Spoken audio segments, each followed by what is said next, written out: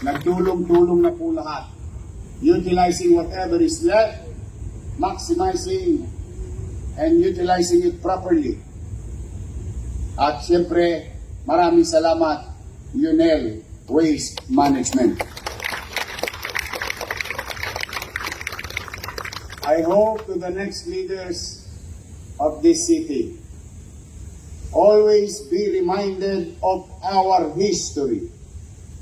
In 1992, in 2019, ang basura ay issue ng mayaman, middle class at mahirap. Ang basura ay concern ng taong bayan. Kaya naman, at least, kayo na mga mamamayan dito at mga mamamayan nanonood, in a matter of few days, I think, magno-normalize na ang koleksyon ng basura sa lungsod ng Maynila.